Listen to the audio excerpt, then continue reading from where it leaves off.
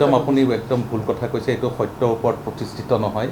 আপুনি যদি চাই বৰ্ষাপাৰাত যোনখন প্ৰথম খেল হৈছিলে 2017 10 অক্টোবৰ তাৰিখত ইণ্ডিয়া আৰু অষ্ট্ৰেলিয়াই খেলিছিলে T20, সেইখন খেল আৰম্ভ হৈছিলে সন্ধিয়া 7:30 বজাত আৰু 7:10 নেৰানেপেৰা বৰষুণ দি আছিলে। 20 মিনিটত বৰ্ষাপাৰাত খেল অনুষ্ঠিত হ'ব পাৰিলে। যিহেতু এবাৰ বৰষুণ শেষ হৈ গ'ল, তাৰপিছত আৰু বৰষুণ দিয়া নাই। বৰ্ষাপাৰাৰ যিটো আউটফিল্ড আছে সেইখন চেণ্ড বেছ আউটফিল্ড।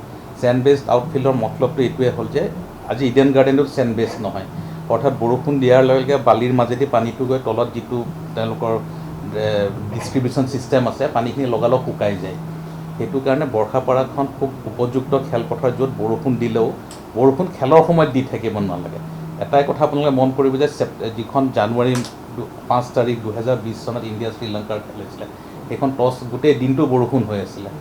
যদি আপুনি চাই দিনৰ ৰাতিপুৱা 8:30 বজাৰ পৰা দিনৰ 2 বজালৈ নেৰানেপেৰা বৰষুণ, তাৰপিছত বৰষুণ বন্ধ হ'ল।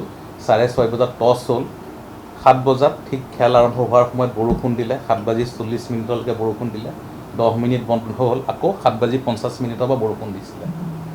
চ' খেল হৈ থকাৰ সময়ত যদি বৰষুণ দিয়ে, খেল নিশ্চয় নহ'ব।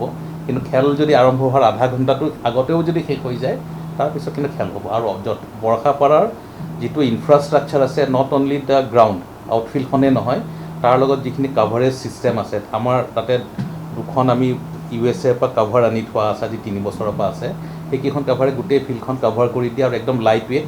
সেই বৰষুণ দিলে সেই কাভাৰকেইখন থকাৰ পিছত হয়তো ধীৰাজে জানিব এইটো বিষয়ে যে কোনো ধৰণৰ অসুবিধা নহয়। এটাই কথা, খেল হোৱাৰ সময়ত বৰষুণ দিব নালাগে।